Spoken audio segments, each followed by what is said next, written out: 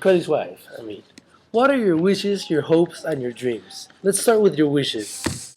Well, first of all, I wish that I could be a star in Hollywood and that I can act and people can recognize my actions and that I can work differently as other women and be such like have the rights of a man and can enjoy doing this job. Yeah, Curly.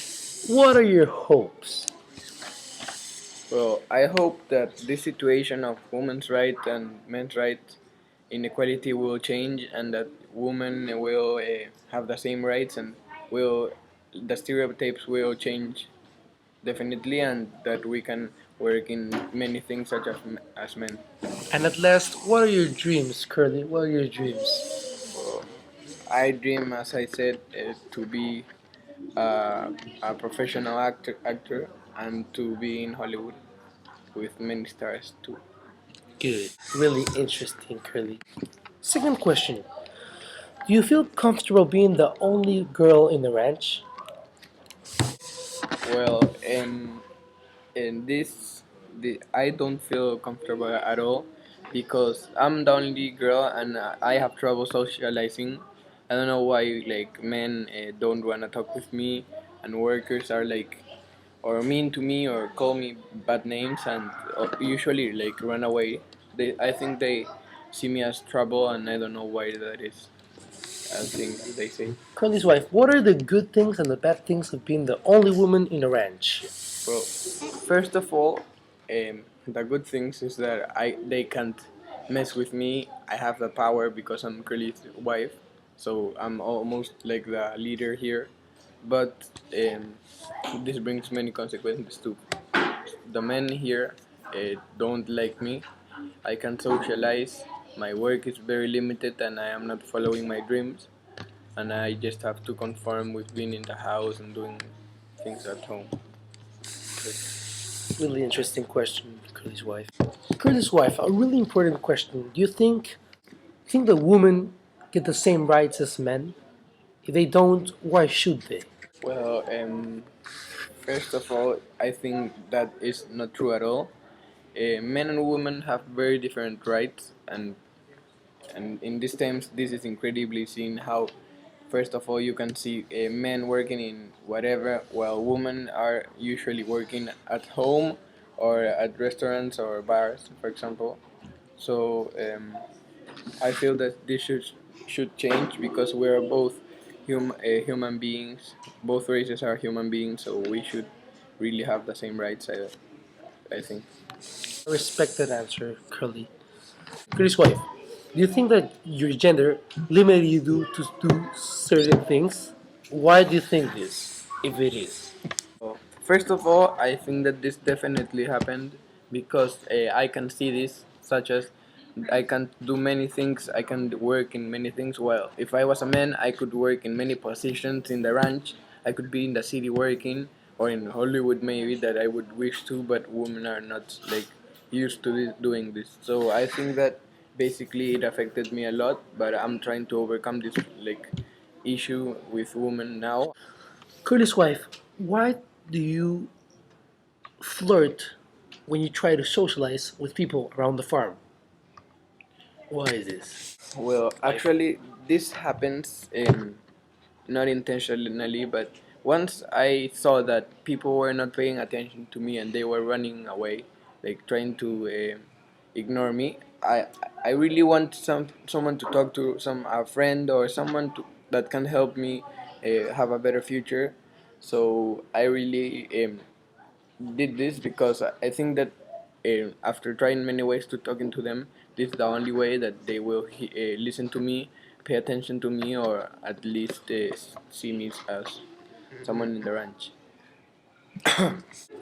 Yes. Curly's wife, why do you talk to men in the ranch in a rude way? Why is this behavior? What's the reason of this? Explain yourself.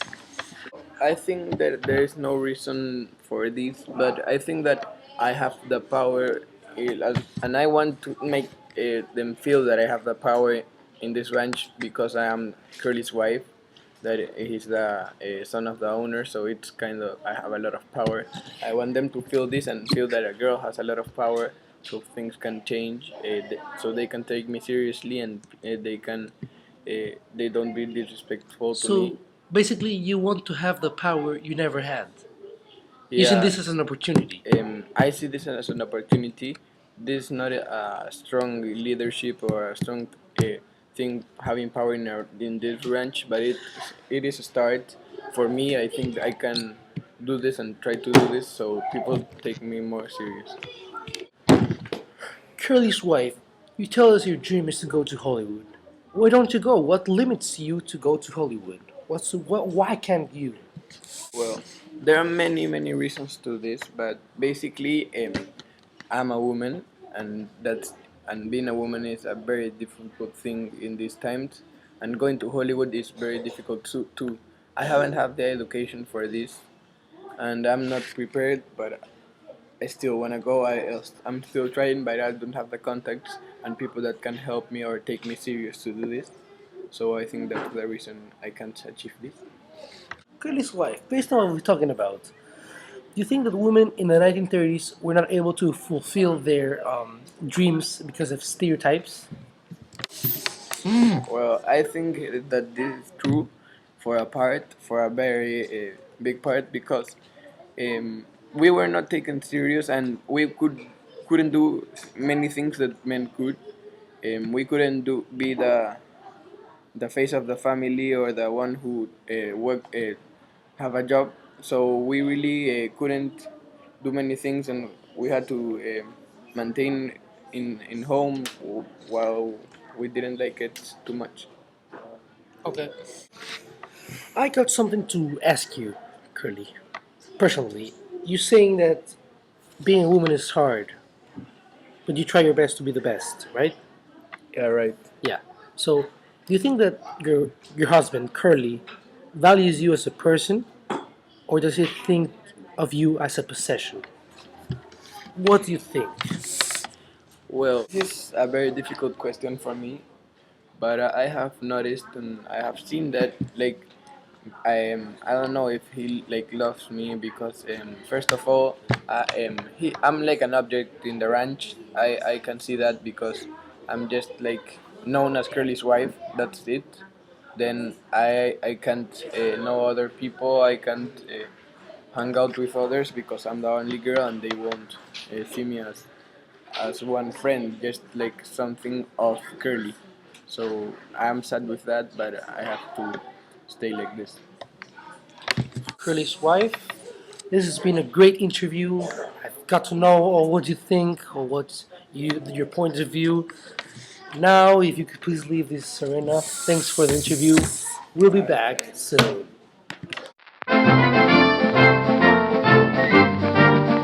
Hi George, and welcome to Saga Magazine. Today we're gonna talk about your friendship with Lenny. Thanks, John, for inviting me to the studio. Okay, first of all, why didn't you get rid of Lenny knowing that he would be a huge obstacle for you someday going out and accomplishing your dreams?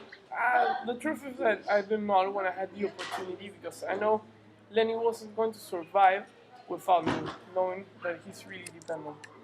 George, how does it feel to know that an adult is completely dependent of you? It makes me feel sad. The truth is that it gives me more reasons to help Lenny because I know that if I would just leave him alone, he would get in trouble and get in jail or, you know, getting killed by someone. That's true. So, do you regret having killed Lenny after him being your very true friend? That's a good question, but not really. I'm confident enough to say that if I would have killed him, if I wouldn't have killed him, Curly would have probably tortured him and after that killed him. And poor Lenny, he doesn't think. He's mentally a 5 year old person, so it's better for me to kill him in a fast way than making him suffer and torture him by Curly. Yeah. So, have you ever thought about how things would be if Lenny would still be here alive? Things will be different, but It will be terrific, I would say, because we will have live our own dream, living out in the ranch with no stress at all.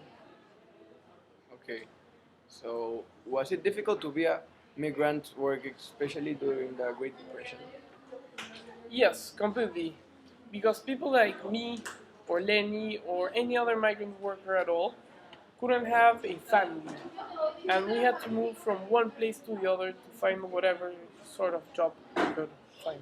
Was your relationship with Lenny special because of the Great Depression? Yes, the bond I had with Lenny was really special. I could say that it was because I didn't have a family, Lenny didn't have a family, and no migrant worker will have a family at all. Never, probably.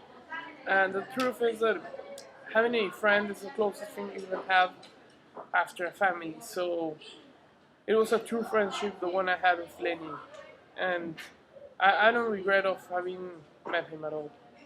Okay. So, is there any specific reason why you had a bond with Lenny? Why did you feel identified with him? Personally, I had this bond with Lenny especially because of the Great Depression. I didn't want to feel isolated, so I looked for a friend, and that's when I found Lenny. Okay. So, did you ever thought about killing Lenny much before you actually did? Like, before coming to the ranch even? Well, I did some couple of times, but knowing that he's mentally retarded, I could say, and he's a young boy in a man's body, that made me that made me retract myself and think, reflect, retract myself, and think the opposite way about him. Okay. Why did you decide to start talking to Lenny about both dreams before murdering him? I did it especially because he died happily and without any worries, as every human with a good heart should die. Okay. And well, what did others think about you killing Lenny? Like others in the ranch, especially. That's a good question, John. They never got to know the real situation because they thought that I killed him for personal defense, but the only one who really got to understand myself was Slim. Okay. Last of all, do you recognize anything special about Lenny? Something very good you remember? Yes, it was his friendship and his good humor, always being positive. Okay. Thanks a lot, and well, we have to start this. Thanks, John.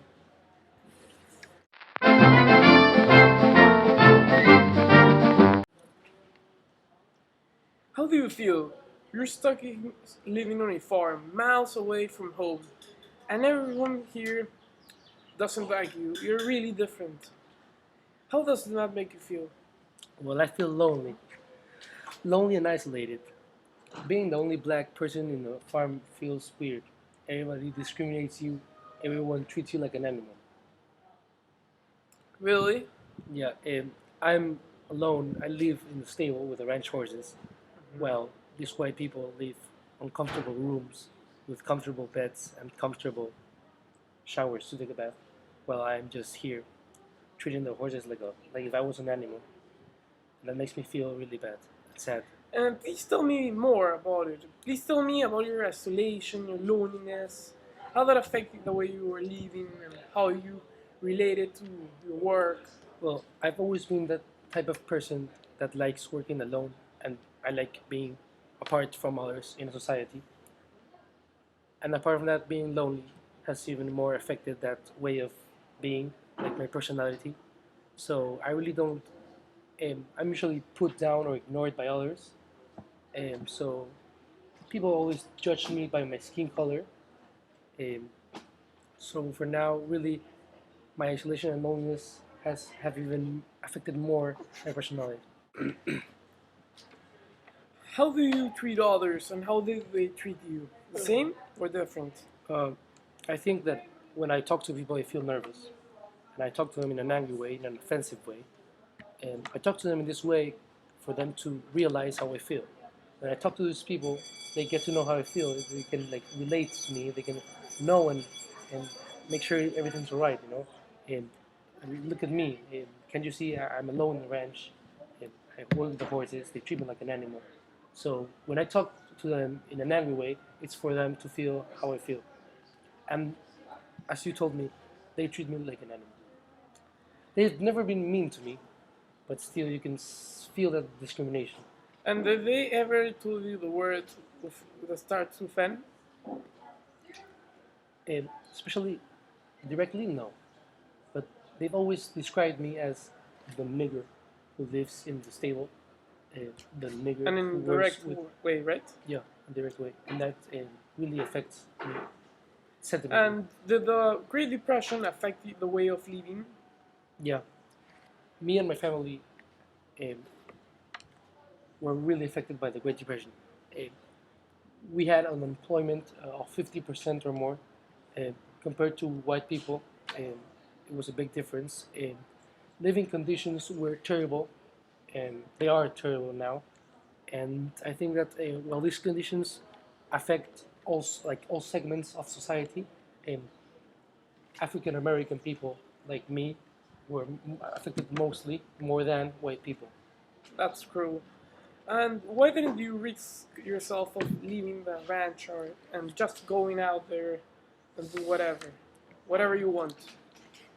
If I left the farm, I wouldn't know where to go. I mean, in the Great Depression, urban cities were the ones suffering the most. Suffering the most, I mean, based on low economy, low jobs.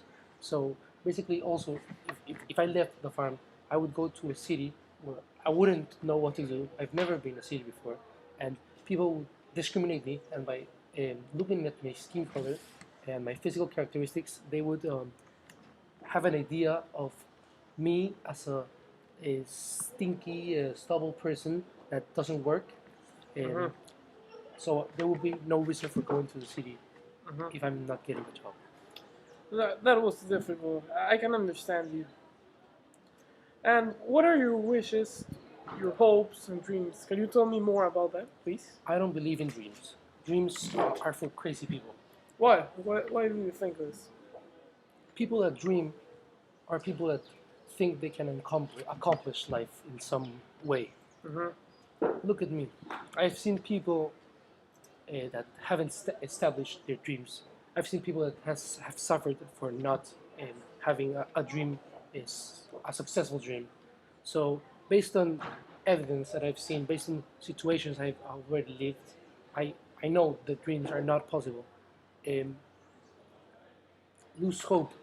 Hope based. I once hoped getting a better life Uh-huh. during the before the Great Depression, during the Great Depression. But now I realize that hopes don't exist because you see me now and I'm in a stable with no hope. And wishes. I once wished to have my own dream with two guys. They were called Lenny and George.